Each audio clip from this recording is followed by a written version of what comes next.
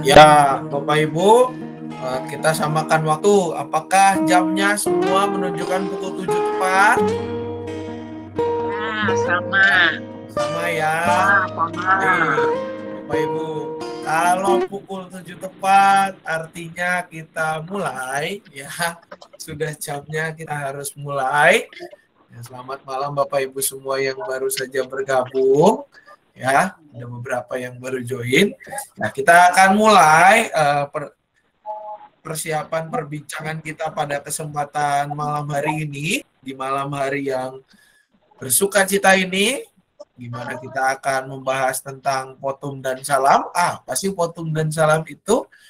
Mungkin kita tahu di depan gitu ya, oh potum dan salam itu yang di awal ibadah Pak, yang biasanya ada yang angkat tangannya itu terus ada jawabannya. Tapi kita akan mencoba melihat lebih dalam daripada itu. Kita akan bersama mengangkat pujian yang mengantar kita. Sebelum doa pembuka diambil dari NKB nomor 216. NKB 216 ayat 1 sampai dengan 3. NKB 216 ayat 1 sampai dengan 3 berjudul Tuhan Engkaulah hadir.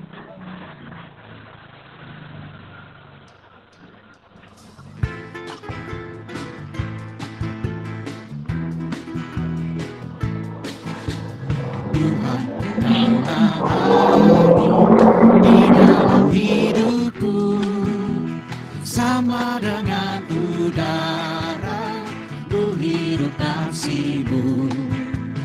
Dalam denyut jantungku, kuasa-Mu bekerja, tubuh dan panca indera, Kau menggerakkannya. Engkau yang ku kasih dalam sesamaku, Engkau yang aku puji dalam ciptaan-Mu. Juga di pekerjaan Kau Tuhan beserta, juga Engkau dengarkan lagu keluh kesah, lagu mesin dan martin, bising dan menderu, lagu peras keringat naik kepadamu. Engkau yang ku kasih dalam sesamaku, Engkau yang aku puji dalam ciptaan-Mu.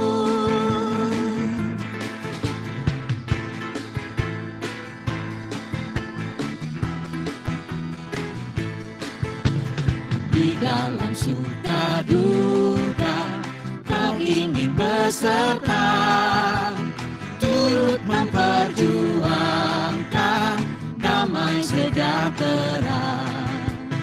Kau datang dalam Kristus, dosa dihapusnya, dalam kerajaan-Mu Kau ubah dunia.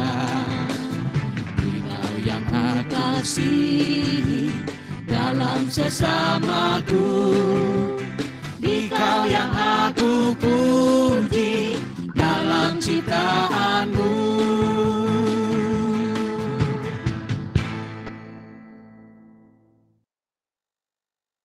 Ya, Bapak Ibu, sebelum kita bersama membahas materi yang akan menjadi perbincangan kita malam hari ini, kita akan bersatu di dalam doa. Mari kita berdoa. Bapa di surga, bersyukur pada malam hari ini kami boleh kembali datang ya Bapa ke hadirat-Mu, di mana pada malam hari ini kami akan bersama memperdalam pengetahuan kami, khususnya di dalam peribadahan ya Bapa. Pada saat ini kiranya Engkau yang hadir memberkati setiap kami, menolong kami untuk boleh berfokus, juga memampukan kami ya Bapak, agar jaringan yang kami gunakan, alat-alat yang kami pakai semuanya boleh berfungsi dengan baik ya Bapak, dan menolong kami untuk semakin memahami apa makna votum dan salam dalam ibadah ini. Berkati juga ya Bapak, hamba-Mu yang penuh dengan kelemahan, biarlah apa yang dikatakannya berasal dan untuk kemuliaan nama-Mu saja. Dalam nama anak Tuhan Yesus Kristus kami berdoa. Amin. Ya, Bapak Ibu, hari ini kita akan berbicara ya tentang sebuah tema gitu ya. Sebuah tema yang mungkin apa ya, buat kita mungkin basic gitu ya. Cuman kadang menggelitik gitu ya kalau kita ditanya. Fotum dan salam gitu ya. Apa sih fotum dan salam? Terus kenapa sih mereka ada di depan gitu ya? Kok fotum dan salam nggak di belakang atau di mana, nggak berubah posisinya dari dulu sampai sekarang. Terus artinya fotum itu apa? Gitu ya. Kadang-kadang mungkin kalau kita mencoba memperhatikan Bapak Ibu, di dalam ibadah kita itu ada sebuah bagian namanya fotum dan salam. Dan secara identik pasti habis panggilan beribadah. Habis panggilan beribadah, lagu pembuka, dan di situ habis introitus gitu ya, introitus atau arak-arakan, PF masuk bersama dengan penyerahan, habis penyerahan Alkitab, PF masuk, lagunya selesai, pasti PF atau PL itu mengucapkan bagian namanya fotum dan salam. Pertanyaannya Bapak Ibu, apa sih fotum dan salam itu? Nah, itu ya. Itu adalah sesuatu yang memang tidak bisa dilepaskan gitu ya dalam ibadah gitu ya. Diucapkan seusai introitus. Atau introitus itu apa sih Pak Sam? Artinya introitus itu artinya adalah ritus pembuka, ya, opening, panggilan beribadah, fotum dan salam itu masuk ke dalam bagian yang namanya perhimpunan, kita gampangnya ingat ya. Liturgi berhimpun atau juga mungkin kita kenal namanya liturgi pembuka gitu ya, bagian pembuka panggilan beribadah itu semua namanya introitus. Termasuk fotum dan salam ini adalah bagian dari introitus tersebut. Ritus masuk ya. Introitus, ritus masuk, ritus pembuka. Nah, fotum dan salam ini diucapkan oleh pelayan firman. Yang pertama, bisa dua yang mengucapkan. Yang pertama adalah pelayan firman.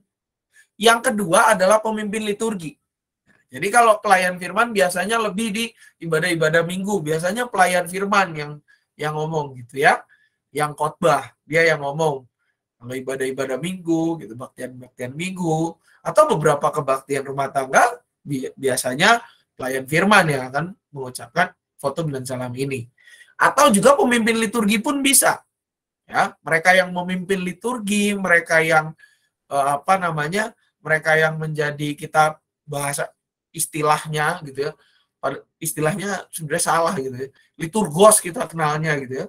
Liturgos itu agak keliru sebenarnya Bapak Ibu. Karena apa? Karena liturgos itu artinya pelaku liturgi. Ya, pelaku liturgi. Dalam sebuah ibadah yang namanya liturgos itu bukan cuma yang di depan, tetapi kita semua yang hadir pada saat itu. Namanya liturgos. Harusnya apa? Harusnya adalah pemimpin liturgi. Ya. Kalau pemimpin liturgi, nah itu dia pasti yang ngelit. Dia adalah bagian dari liturgos. Dia bagian dari pelaku liturgi. Tetapi dialah yang memimpin. Ya. Pemimpin liturgi ataupun pelayan firman itu bisa mengucapkan fotum dan salam. Gitu ya. Tetapi pertanyaannya adalah, apa sih fotum itu? Gitu ya. Kalau menurut Bapak Ibu, sebelum kita melangkah lebih dalam, gitu ya. Fotum itu kira-kira artinya apa? Fotum. Coba. Fotum, VOTUM. Ayo, fotum artinya apa kira-kira Bapak Ibu? Coba tebak-tebakan dulu yuk, kita main tebak-tebakan. Fotum. Perasaan saya nggak dengar, Pak. Kenapa, Bu? Kenapa, Ci? Nggak kedengeran suara saya? Ci, halo? Sekarang masuk Kedengeran, Ci? Pak. Hah? Kedengeran. Kedengeran, oh iya. Fotum apa, Ci? Coba, Ci, fotum. Asaan dulu saya pernah ikut pembinaan klasis tuh ada yang asaan apa gitu. Ayo. Proklamasi asaan teh, Pak, gitu. Proklamasi ya. Asaan gitu apa sih? Asaan proklamasi ya. Proklamasi. Ayo, apalagi Bapak Ibu fotum, kira-kira fotum. Pernyataan dalam liturgi. Pernyataan dalam liturgi. Terima kasih, Adet. Sapaan. Terima kasih, Uti. Ayo, apalagi coba kira-kira Bapak Ibu fotum. Ya, Bu Tentrem gimana Bu? Kurang jelas suaranya. Harapan. Ya, apa Ibnu? Gimana? Harapan. Harapan, ya. Harapan, fotum, ya. Nah, fotum itu apa sih? Gitu ya. Kita coba masuk dari fotum dulu. Fotum itu Bapak Ibu, kalau kita bicara tentang fotum. Fotum itu berasal dari bahasa Latin. Artinya adalah janji. Atau yang kedua artinya adalah pengakuan. Ya. Jadi fotum itu artinya janji, artinya pengakuan. Nah, dalam liturgi itu artinya juga berarti ketika fotum diucapkan itu adalah artinya dalam nama Tuhan. Di mana ini mengesahkan atau mengakui bahwa ibadah tersebut, sebuah ibadah yang dijalankan itu berlangsung karena atau dalam pertolongan Tuhan. Gitu ya. Fotum itu memang ada kaitannya dengan pemilihan umum gitu ya, kata vote gitu ya. Tapi sebenarnya kalau kita merunut lagi, arti votum itu sebenarnya adalah pengakuan. Mengakui bahwa pertolongan kita berasal daripada Tuhan. Makanya selalu kan ketika bagian votum, setelah PF-nya menaik ke mimbar gitu ya dikatakan, atau ketika kita ikut ibadah-ibadah misalnya pengucapan syukur gitu ya. Selalu dikatakan ibadah ini berlangsung dalam nama Bapa, Anak, dan Roh Kudus, atau yang kedua yang lebih umum, pertolongan kita adalah di dalam nama Tuhan yang menjadikan apa Bapak Ibu? Langit dan bumi ya. Berarti kalau kita mengucapkan itu artinya apa? Yang pertama artinya adalah ibadah ini berlangsung dalam nama Bapa, Anak, dan Roh Kudus sudah jelas, itu udah pasti bahwa ibadah ini berlangsung di dalam pertolongan Tuhan hanya karena Tuhan yang menjadikan, Tuhan yang mengizinkan ibadah ini terlaksana. Yang kedua, itu menjadi keyakinan kita bahwa pada saat ini kita berkumpul untuk bersama-sama memuliakan nama Tuhan. Kenapa penyebabnya?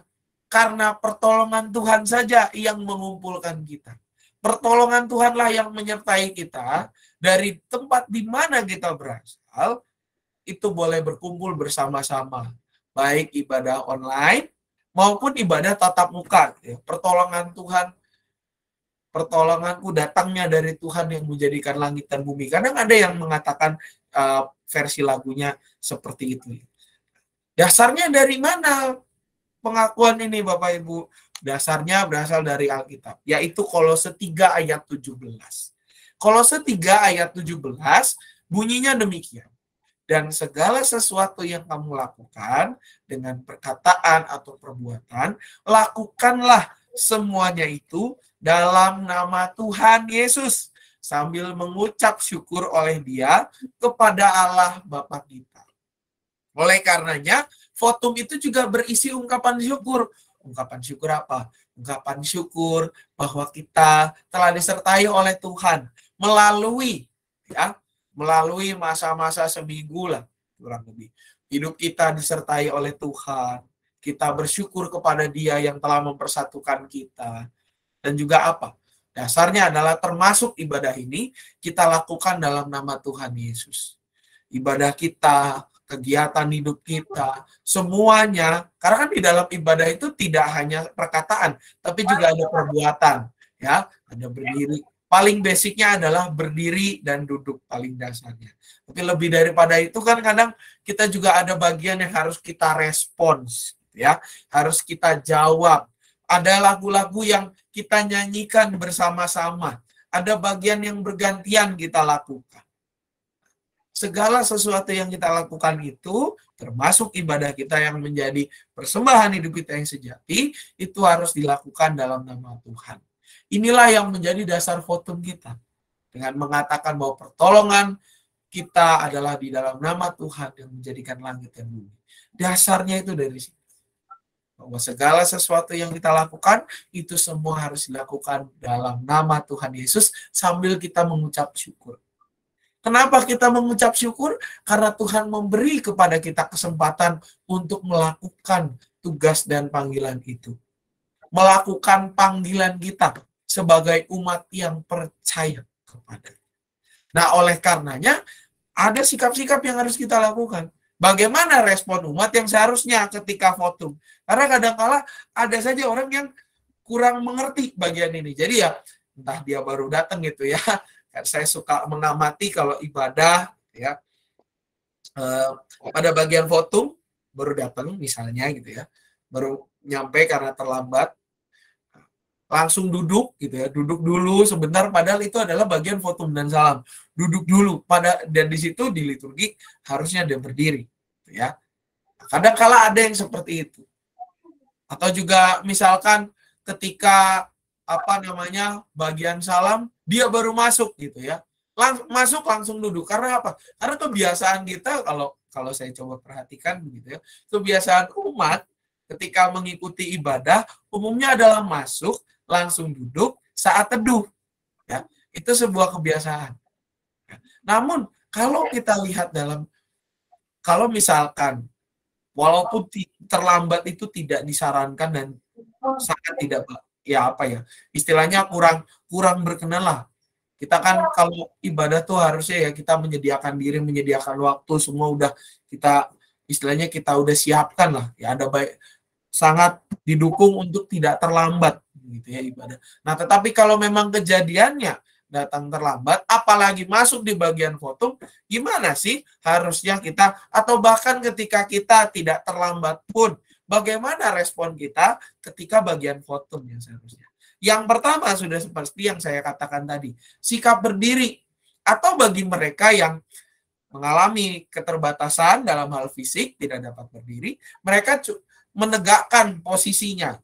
Misalnya kalau dulu kita ingat di ibadah-ibadah ketika online, full online gitu ya, itu alternatifnya selain berdiri karena kamera yang terbatas gitu ya, kita bisa menegakkan posisi duduk kita. Nah, ini juga ketika votum dan salam, bagi mereka yang mengalami kesulitan untuk berdiri, mereka yang menegakkan posisi duduknya, gitu ya. Atau ya, kalau mereka yang bisa untuk berdiri, ya mereka diwajibkan berdiri, gitu ya. Kenapa sih harus berdiri, Pak? Atau harus bersikap tegak? Karena ini menunjukkan kesiapan kita untuk mendengarkan pernyataan Allah. Dan juga apa? Mengakui bahwa pertolongan kita bisa sampai di tempat ini hanya karena pertolongan Tuhan saja. Kita bisa melalui hari-hari ini hanya karena pertolongan Tuhan saja. Kita bisa melakukan ibadah ini hanya karena pertolongan Tuhan saja. Dan ibadah ini berlangsung di dalam nama siapa? Dalam nama Bapa, Anak, dan Roh Kudus. Makanya votum itu selalu berdiri. Votum itu selalu berdiri atau bersikap tegak bagi mereka yang tidak mampu berdiri, gitu ya. Bersikap tegak. Menunjukkan bahwa kita siap. Kita siap untuk apa? Yang pertama, kita siap untuk mendengarkan firman Allah. Siap beribadah, memfokuskan hati, memfokuskan pikiran, memfokuskan diri kita. Ini didahului dengan hal seperti ini. Kesiapan kita itu tidak hanya ditunjukkan dari bagaimana pola kita memandang ibadah. Yang pertama, kita tidak datang terlambat. Lalu juga kita berpakaian dengan rapi. Kita menyiapkan segala sesuatunya. Tidak hanya di situ saja yang dikatakan sebagai sebelum ibadah, tapi juga pada saat kita menjalankan ibadah. Khususnya di bagian pengantar.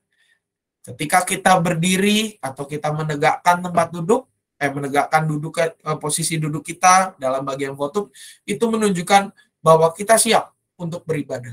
Siap mengarahkan hati, pikiran, semua diri kita untuk mengikuti jalannya ibadah. Benar-benar berfokus untuk mendengarkan firman Tuhan. Benar-benar mengarahkan diri sepenuhnya.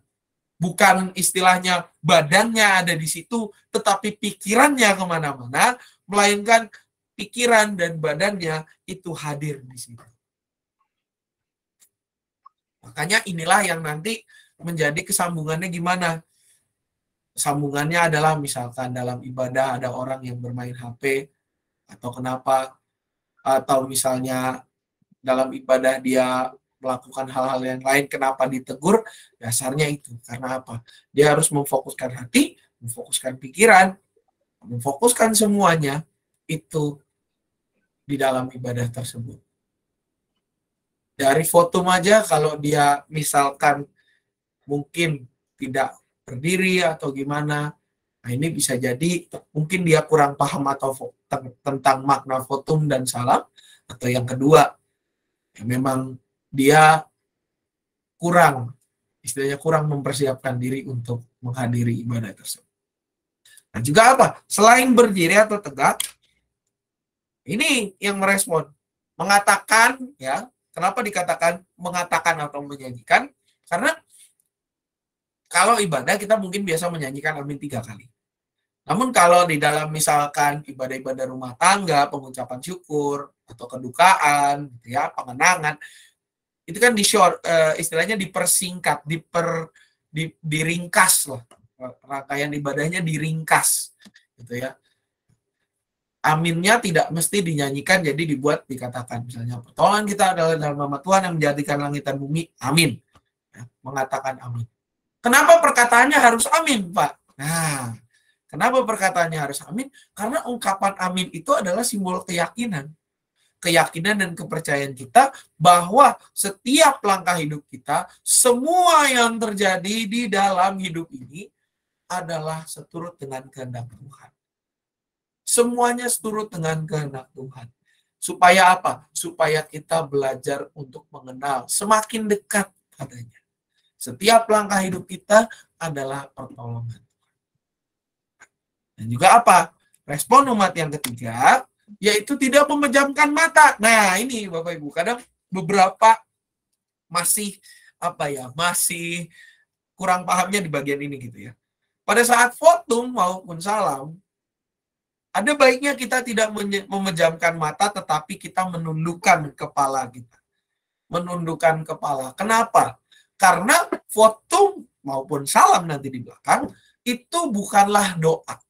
Votum atau salam, votum dan salam itu bukan doa. Melainkan apa? Ungkapan kesediaan, seperti yang dikatakan tadi. Ungkapan kesediaan kita untuk mengakui peran Tuhan, yang pertama, peran Tuhan di dalam ibadah ini. Dan yang kedua apa? Kesiapan kita untuk mendengar dan meresapi firman Tuhan. Oleh karenanya, votum dan salam itu bukan sebuah doa. Votum dan salam, atau votum secara khusus dalam bagian ini adalah sebuah ungkapan. Ungkapan kesediaan untuk mengakui peran Tuhan. Ya.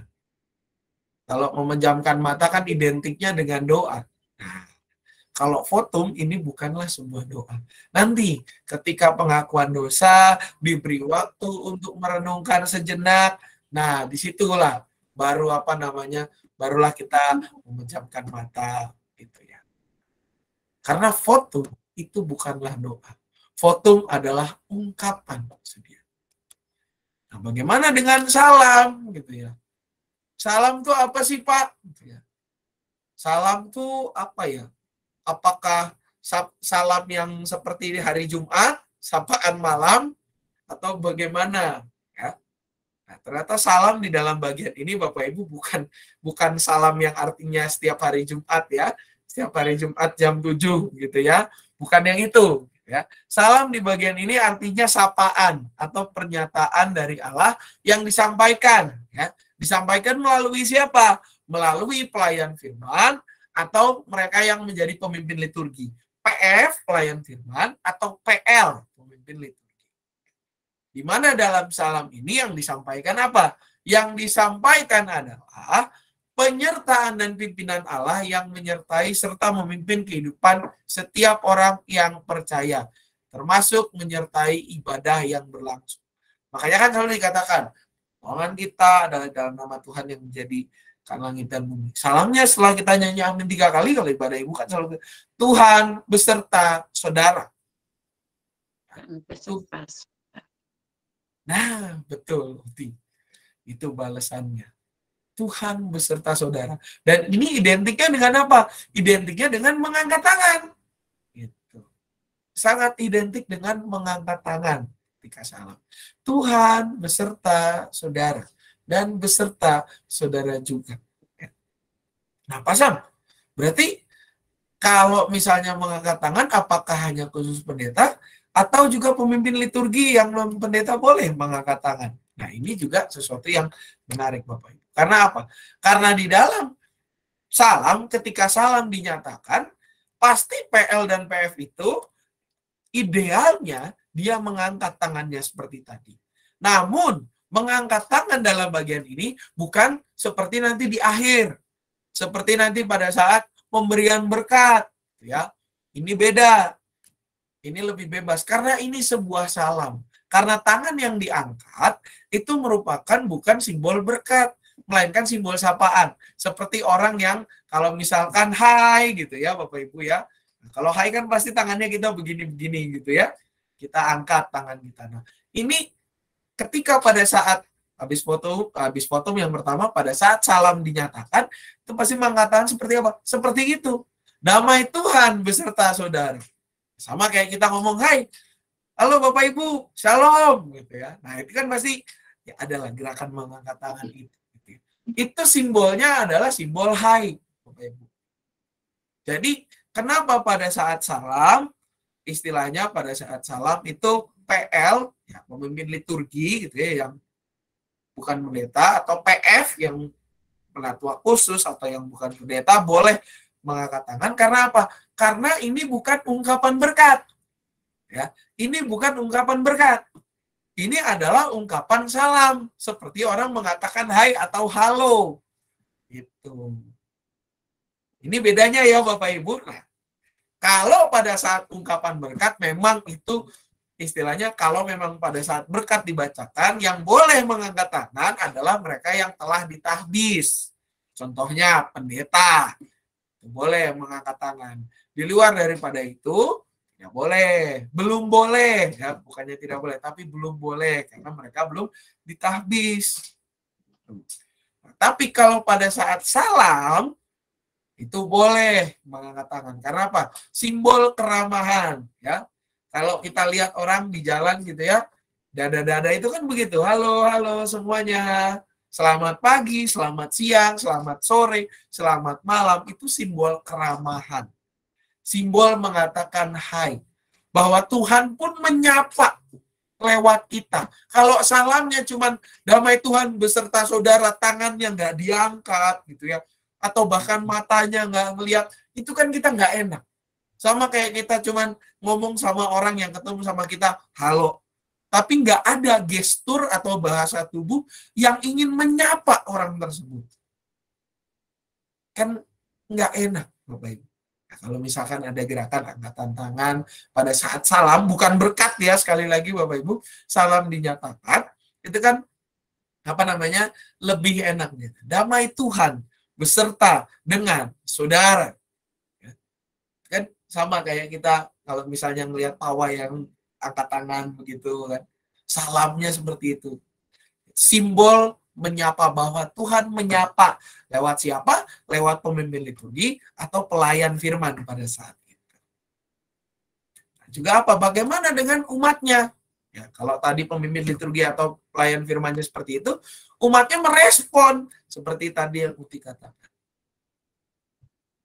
Tuhan beserta saudara dan beserta saudara juga. Atau misalnya salamnya dikatakan Tuhan besertamu.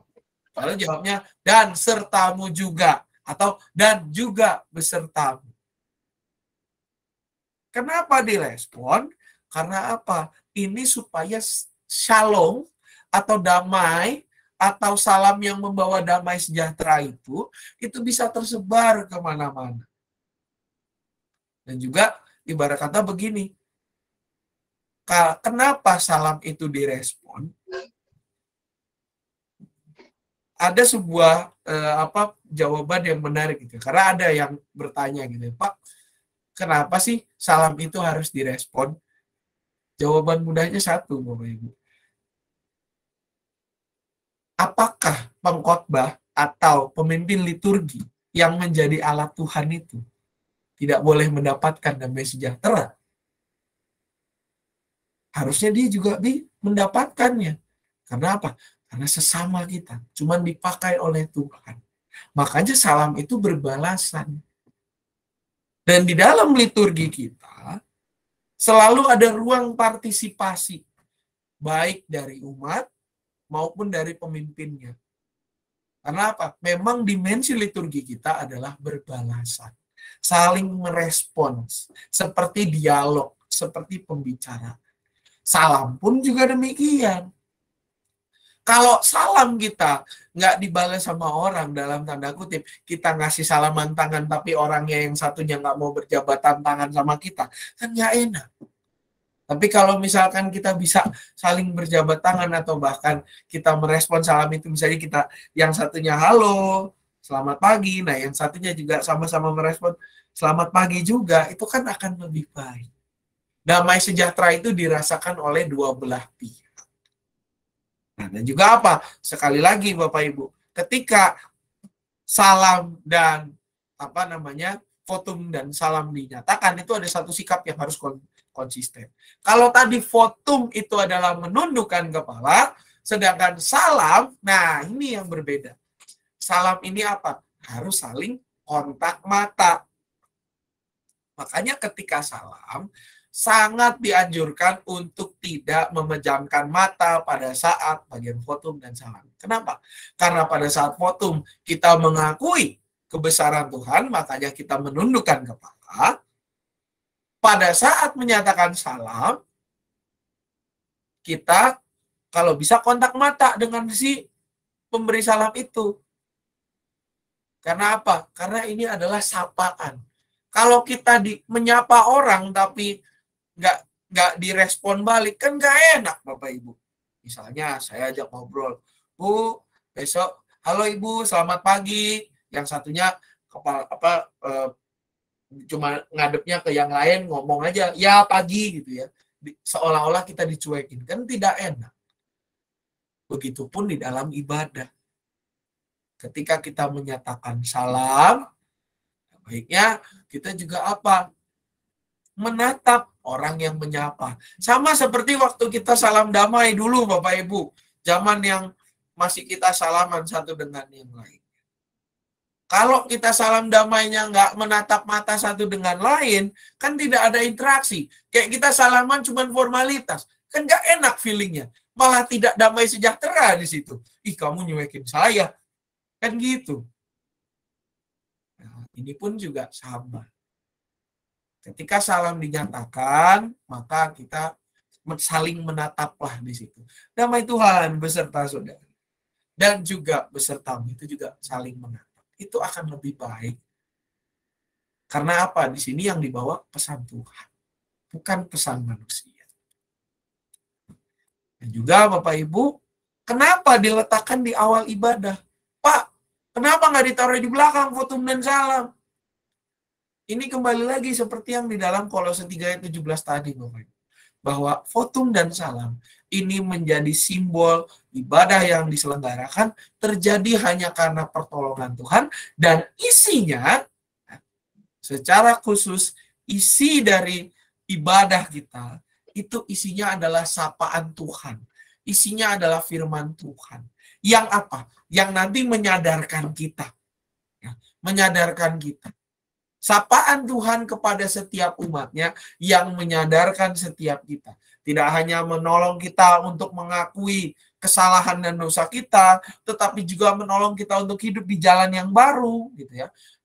Di hidup yang sesuai dengan firman Tuhan, menolong kita untuk mengetahui isi firman-Nya, menolong kita dan juga menggerakkan kita untuk mempersembahkan diri dan juga mengutus kita untuk menjadi umat yang hidup sesuai dengan kehendak Tuhan.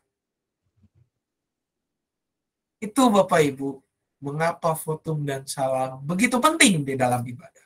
Walaupun terlihat sederhana, votum dan salam itu sangat penting. Sebuah bagian yang tidak dapat terpisahkan dari ibadah. Sebuah bagian yang tidak bisa kita tinggalkan begitu saja. Karena apa? Karena votum dan salam inilah yang mengawali perjalanan kita. Perjalanan kita untuk apa? Perjalanan kita untuk mengenal firman Tuhan. Perjalanan kita untuk meresapi firman Tuhan. Tidak hanya mengawali, tetapi juga melihat kesungguhan kita. Kalau kita memperlakukan votum dan salam ini secara main-main, misalnya seperti tadi, karena saya sudah terbiasa datang ibadah duduk ya, ketika votum ya udah biarin aja saya duduk gitu ya. Ketika salam ya udah saya diem aja karena masih asik saat teduh, udah tahu ketelatan. Ini melihat bagaimana kita memaknai ibadah. Apakah ibadah yang kita lakukan itu benar-benar sebuah ibadah yang didasari oleh kerinduan kita, berjumpa dengan Tuhan dan sesama kita, merenungkan firman Tuhan bersama dengan sesama, dan memuliakan nama Tuhan, atau justru kita memandang bahwa ibadah kita hanyalah formalitas belaka. Ibadah kita hanyalah sesuatu yang kalau nggak dilakukan ya kayaknya ada yang kurang lengkap. Hanya seperti itu. Fotum dan salam memang terlihat sederhana Bapak Ibu, tetapi maknanya sangat mendalam. Itu kurang lebih yang bisa saya paparkan. Adakah Bapak Ibu yang mau merespon lebih dahulu atau mau bertanya? Dipersilakan.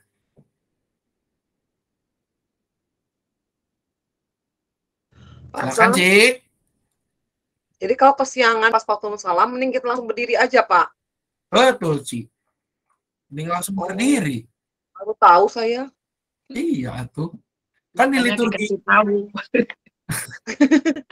Biasanya langsung duduk, doa kesiangan langsung duduk, terus doa saat teduh biasanya.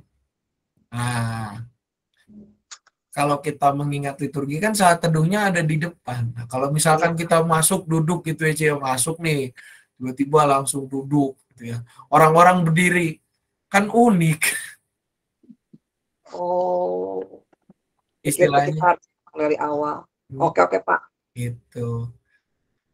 Kalau memang kita sudah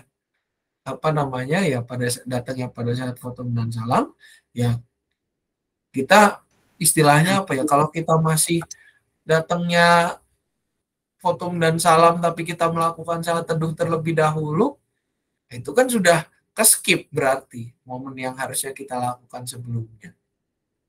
Nah, baiknya kalau memang sudah bagian fotum dan salam ya langsung berdiri saja. Begitu. Nah, lagi Bapak Ibu, silakan. Ya, Pak, silakan. Bapak Ibu, suaranya enggak masuk. Belum dinyalakan. Nah, sekarang masuk nih. Coba. Nah, mohon penjelasan ya, Pak. Mengenai mati lagi. Pak Parman, maaf, mati lagi mic-nya. Kesenggol kayaknya. Coba dinyalain lagi, Pak. Nah, sekali lagi. Ya, oke.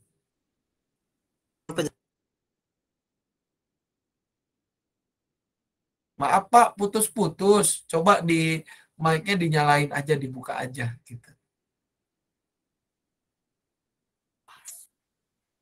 Nah, sekarang terbuka nih Pak. Silakan Pak, monggo.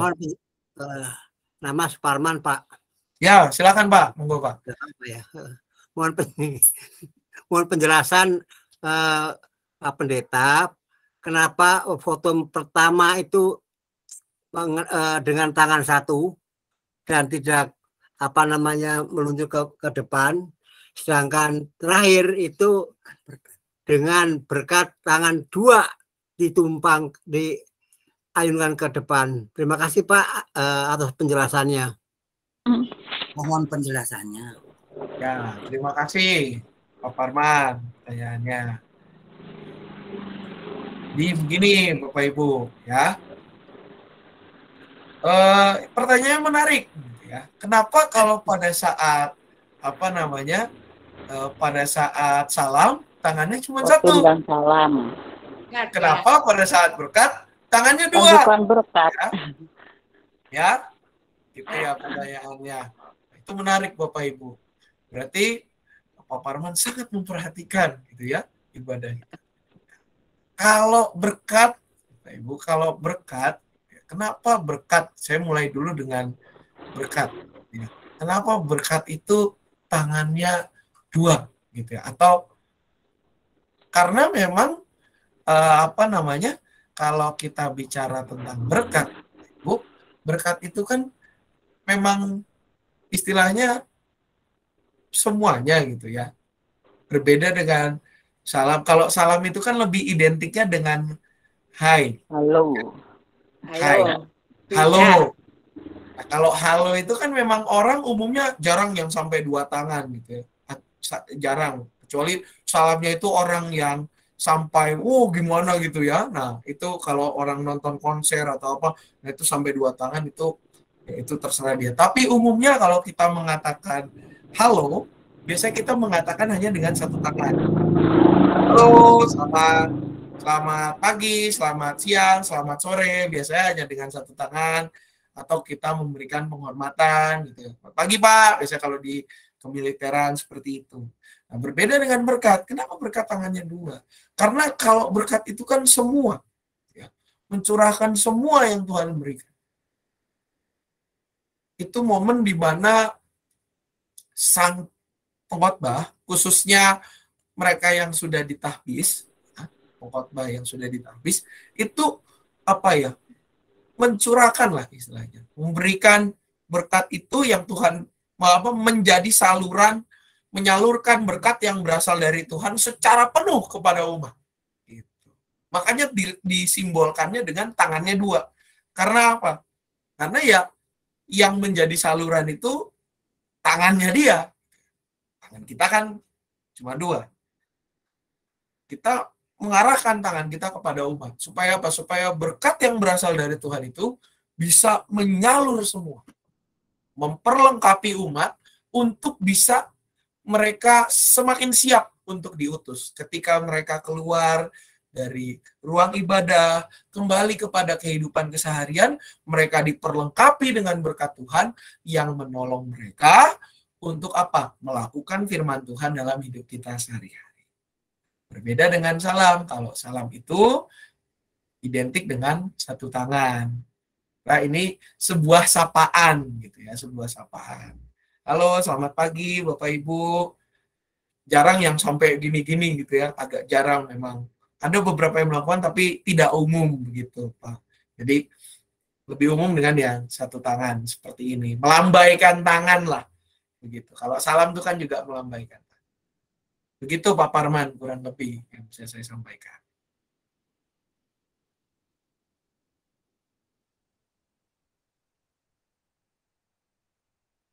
Ada lagi Bapak Saya Ibu? yang mau tanya. Monggo Pak Sam. Puji, silakan. Tadi disampaikan kalau untuk salam itu kan merupakan mengangkat tangan 1 gitu. Berarti kalau pas salam itu jemaat boleh ngangkat tangan nggak Pak Sam? Makasih. Makasih Pak, ya terima kasih. Nah, pada saat pada saat salam, ya, memang yang umumnya, gitu ya, yang umumnya adalah yang umum adalah si yang mengangkat tangan itu adalah si PF atau PL yang memimpin di depan. Karena apa? Menjadi representasi, menjadi simbol bahwa yang memimpin ibadah itu memimpin ketika dia menyampaikan sapaan, sapaannya itu berasal daripada Tuhan. Nah, umat memang diberikan keleluasaan. Namun kembali lagi, kalau mengangkat tangan rasanya kurang umum gitu Pak. Bukan antara boleh atau tidak, tetapi kalau misalkan sesuatu yang kurang umum di dalam ibadah rasanya berbeda. Ketika kita dengan yang, karena memang kita identiknya kan yang memberikan salam itu yang dari atas, menyampaikan pesan Tuhan gitu ya. Kita sebagai umat, kitalah yang menerima sapaan itu dan meresponnya dengan apa? Dengan ungkapan juga besertamu gitu ya. Besertamu ini kan diarahkannya ke si yang memberi salam itu. Itu Pak Puji kurang lebih yang bisa saya sampaikan. Terima kasih Pak Sam. Sama-sama Pak. Gitu. Ya, ada lagi Bapak Ibu? Mau Pak, Silakan. bagaimana merespon berkat sikap kita? Oh, Dengan sikap merespon berkat. Apa tunduk, apa bagaimana? Meresponnya berkat. Merespon berkat ya. Ya, Nah, ini sikap juga yang menarik. tepat. Betul. Ini juga menarik Bapak Ibu. Terima kasih Bu Lasmi pertanyaannya. Karena bagaimana respon kita ketika merespon berkat? Apakah tangannya harus, kadang ada yang orang tangannya harus naikin gitu ya? Dilipat, Pak. Gimana sih? Tangannya dilipat boleh nggak? Ada yang dilipat, ada yang ya biasa saja. Ya. Bagaimana sikap kita yang seharusnya? Memang Bapak Ibu, untuk sikap khususnya ketika menerima salam maupun ketika menerima berkat, tidak ada satu sikap yang istilahnya mesti seperti itu. Nah, tetapi yang lebih dikedepankan adalah sikap hati kita. Ya.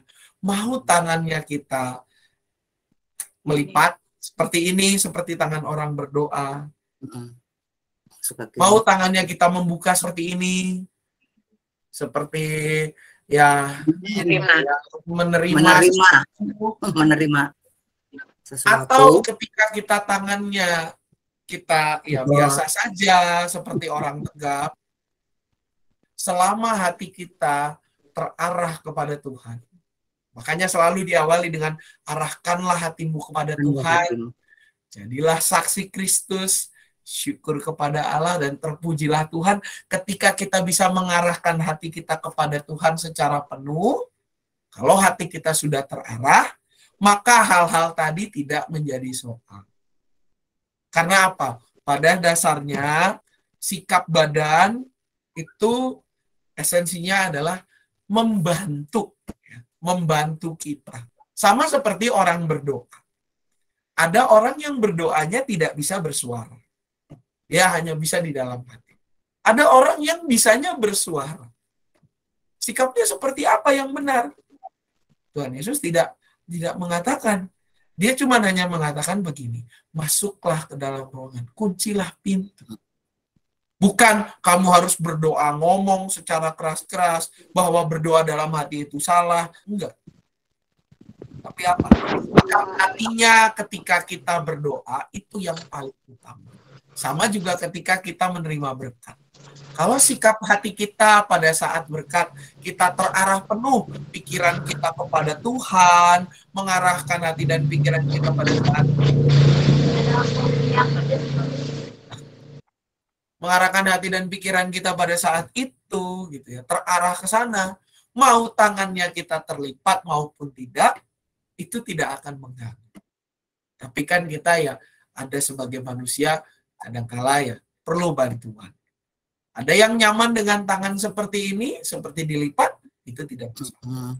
Ada tangan yang mau seperti ini, tidak masalah. Ada yang tangannya siap, itu tidak masalah juga. Yang penting satu, standarnya adalah tidak menjadi dalam tanda kutip batu sandungan bagi sesama. Kalau misalkan kita begini tapi tangannya nyenggol ke kiri kanan, kan jadi nggak fokus. Nah, itu yang harus kita sesuaikan. Standarnya adalah tidak menjadi batu sandungan. Begitu, Bu. Ya, terima kasih. Sama. Penjelasannya. Ada lagi yang mau ditanyakan Bapak Ibu? Cukup, Pak. Cukup?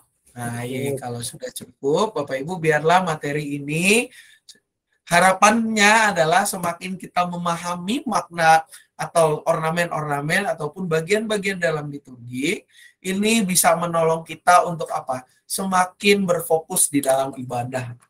Semakin menghargai ibadah-ibadah kita. Baik ibadah yang online maupun ibadah yang tatap muka. Bukan berarti karena ibadahnya online kita bisa leha-leha begitu saja, tidak. Tetapi apa? Karena ini yang namanya ibadah, maka kita harus menyiapkan hati, pikiran, sikap, semua diri kita mengarahkan untuk ibadah. Termasuk ketika kita ibadah online maupun pada saat tatap muka. Dan di dalam pelaksanaannya, jangan kita menjadi batu sandungan bagi sesama. Itu yang harus kita perhatikan sebagaimana kata Paulus. Baik Bapak Ibu, kalau sudah cukup, kiranya ini menjadi berkat buat kita semua untuk boleh semakin mengarahkan hati kita kepada Tuhan, khususnya pada saat awal ibadah masuk. Karena fotum dan salam itu berada di awal.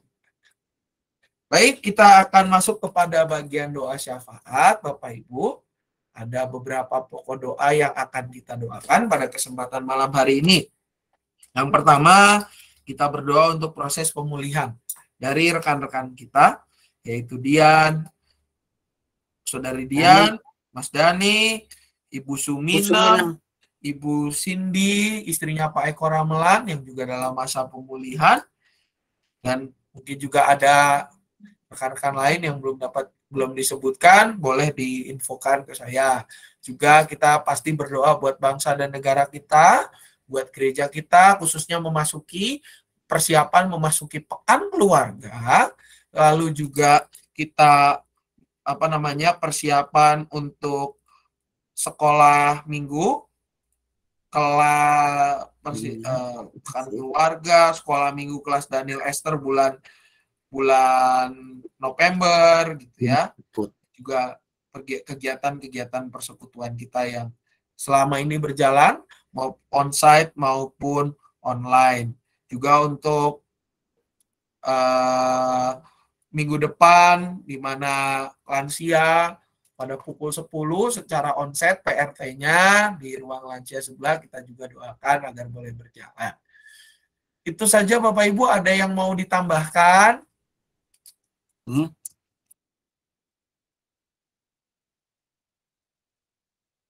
Ada tambahan Bapak Ibu? Cekap Pak Sam. Apa Pak? Sorry, nggak kedengeran. Cekap apa-apa? Cukup cekap gitu. Cukup. Cukup. Oh, Cekap itu cukup. Aduh, saya baru nambah kosakata hari ini berarti. Cekak itu cukup. Terima kasih Pak Puji. Baik Bapak Ibu, kalau sudah cukup, mari kita bersatu di dalam doa. Tuhan, bersyukur pada malam hari ini kami boleh belajar tentang makna fotum dan salam dalam ibadah ya Bapak. Biarlah ini menambah pengetahuan kami, menolong kami untuk boleh semakin mempersiapkan diri di dalam, dan juga mempersiapkan hati kami di dalam memandang ibadah yang kami ikuti ya Bapak. Biarlah kami boleh berfokus benar-benar mengarahkan hati pikiran untuk meresapi firman-Mu sejak sebelum ibadah dimulai. Tuhan, mampukan kami sebagai umat-Mu agar kami boleh melakukan ibadah yang sejati dalam kehidupan kami sehari-hari. Pada saat ini juga kami berdoa untuk bangsa dan negara kami ya Bapa, dalam segala pergumulan yang terjadi, Tuhan kiranya Engkau yang bekerja lewat para pemimpin kami, Engkau yang senantiasa hadir dalam perjalanan bangsa dan negara kami ya Bapa. Engkau juga yang boleh memberikan hikmat pada para pemimpin kami, juga termasuk setiap kami ya Bapak, Engkau berikan kemampuan, kerinduan, bahkan semangat untuk boleh terlibat membangun bangsa ini lewat segala hal yang dapat kami kerjakan. Tuhan juga berkati gereja-Mu di tempat ini, GKI Cicurug, dalam segala rencana pelayanan ke depan. Untuk rapat koordinasi tanggal 2 Oktober, kami serahkan ya Bapak, agar boleh semakin mempererat langkah kami untuk melayani umat-Mu. Juga ya Bapak, untuk persiapan kelas onsite untuk Daud dan Esther ya Bapak, bulan November mendatang, Tuhan yang persiapkan segala sesuatunya. Tuhan yang gerakan anak-anak-Mu untuk boleh terlibat di dalam pengajaran sekolah minggu, maupun terlibat di dalam merawat anak-anak muda ini ya Bapak, merawat generasi muda penerus ini dengan terlibat sebagai pemimpin pujian di sekolah minggu, maupun mereka yang mengambil data kehadiran. Juga ya Tuhan, kami berdoa untuk kegiatan pekan keluarga tanggal 16 sampai 23 Oktober mendatang. Segala hal yang telah dipersiapkan Tuhan berkati, Tuhan sempurnakan segala sesuatunya. Juga untuk panitia Natal, Tahun Baru, pekan keluarga yang telah disusun, Tuhan juga boleh berkati supaya apa yang dikerjakan boleh seturut dengan kehendak-Mu saja. Kami juga mengingat untuk ibadah cici suci pada besok yang dilakukan di GKI Cianjur, Tuhan juga yang berkati. Kami juga mengingat sanak saudara kami ya Bapak, mereka yang dalam pemulihan, dalam kelemahan tubuh, Kami doakan secara khusus mengingat Saudari Dian, Saudara Dani, Ibu Suminam, Ibu Cindy Ramelan dalam pemulihan pasca operasi, juga rekan-rekan kami yang lain yang belum dapat kami sebutkan satu persatu. Tuhan lawat setiap mereka, Tuhan yang senantiasa hadir, dan juga Tuhan yang pulihkan semua ya Bapak. Keluarga yang mendampingi, Tuhan berikan ketenangan, dan juga Tuhan berikan kemampuan serta kecukupan. Dan setiap kami yang mengikuti sersan ini ya Bapak, Tuhan juga berkati. Biarlah hidup kami hanya seturut dengan kehendak-Mu saja.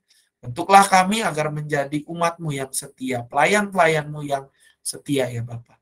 Doa yang jauh dari sempurna ini hanya kami satukan. Dalam nama anak Tuhan Yesus Kristus kami berdoa. Amin.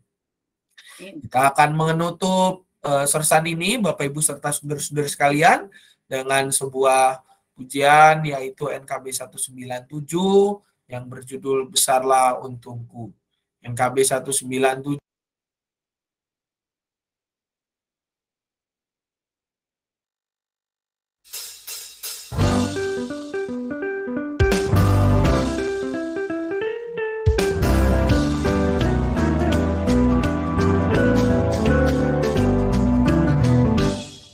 Besarlah untungku jika Yesus milikku, bersuka jiwaku karena damai yang penuh.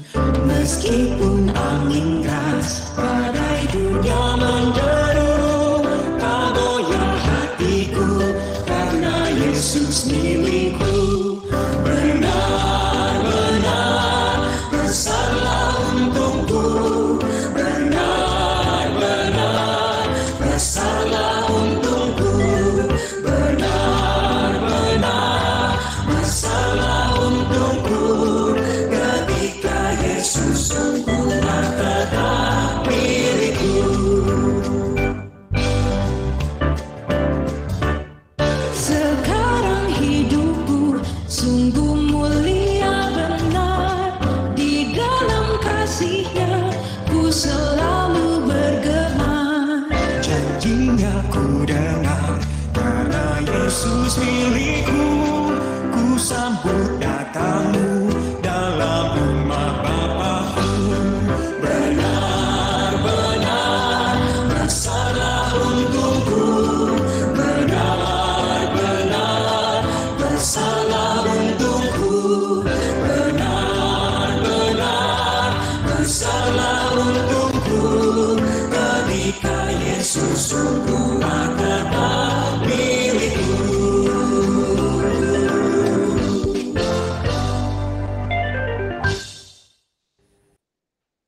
Ya, Bapak Ibu, sebelum saya menutup sersan kita, ada beberapa pengumuman. Bapak Ibu, yang pertama besok ada Cici Suci ya. Saya di sananya memang jam 5, jadi Cici Sucinya kalau nggak salah berangkat dari gereja itu mobil sekitar jam 12:30, kalau saya tidak salah ingat, sekitar jam 12:30 atau jam 1-an, sekitar jam itu, ke Cici Sucinya di Cianjur, Bapak Ibu, besok pukul jam 5 sore. Bagi Bapak Ibu yang ingin ikut, Bapak Ibu bisa menghubungi pengurus Komisi Dewasa. Ada Dr. Korin, ada Ibu Retno Asih, ada Bu Sarjila juga ya Bu ya. Bu Sarjila juga, Bu Bella, Pak David Sompotan, ya semua pengurus KD Bapak Ibu bisa kontak. Bu Agustina Supriyanti, ya itu pengurus KD bisa dikontak Bapak Ibu untuk menanyakan keberangkatan dan informasi yang lebih lengkapnya, atau mendaftarkan diri juga bisa lewat sana untuk keberangkatan besok.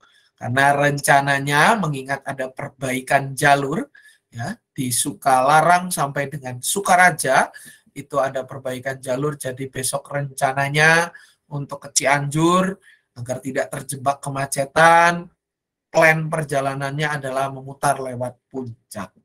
Karena ada perbaikan jalan dari petak Sukalarang sampai Sukaraja Sukalarang itulah gitu ya. Dari perbatasan Kota Sukabumi sampai ke dekat GSI situ ada perbaikan jalan yang dimulai dari tanggal 16 September sampai dengan 30 Oktober 2022 ini. Jadi Bapak Ibu bisa mengonfirmasi ke pengurus Komisi Dewasa untuk keikutsertaan di ibadah Cisususi secara onsite khususnya. Kalau secara online mungkin akan disiarkan lewat YouTube-nya GKI Cianjur. Hampir kepleset YouTube-nya Komisi Anak GKI Cianjur. Harusnya YouTube GKI Cianjur.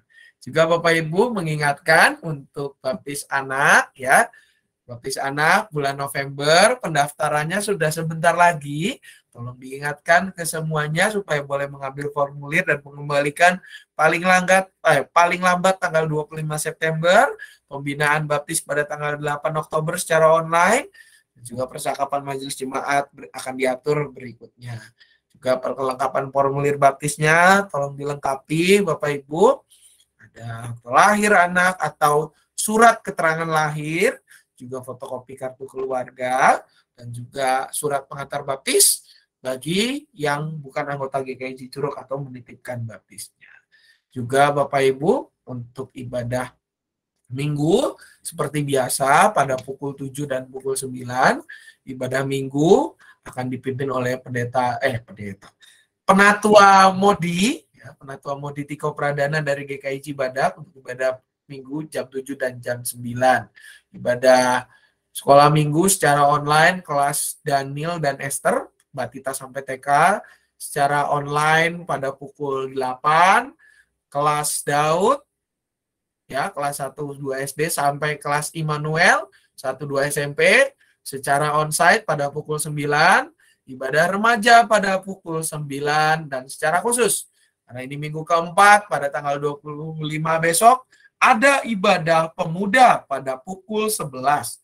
Ya, ibadah pemuda akan berlangsung setiap minggu keempat, hari minggu keempat setiap bulannya pada pukul 11 di ruang ibadah remaja pemuda.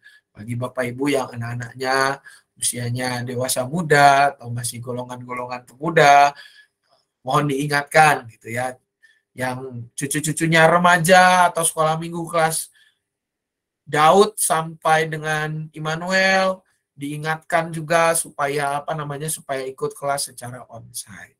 Dan juga untuk minggu depan Bapak Ibu lansia PRT-nya secara onsite pada pukul 10 pagi ya. Jam 10 pagi secara onsite di ruang lansia.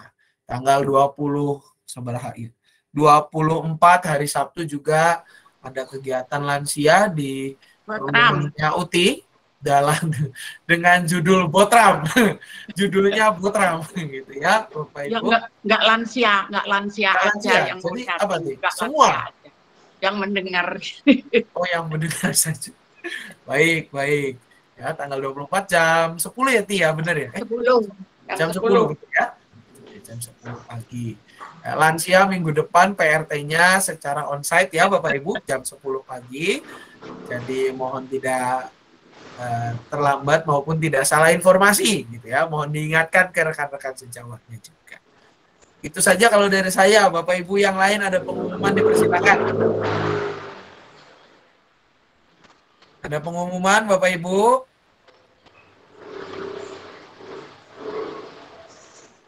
Ya, kalau sudah tidak ada pengumuman, kiranya ini semua menjadi berkat bagi kita sekalian. Selamat malam, selamat beristirahat. Tuhan Yesus memberkati.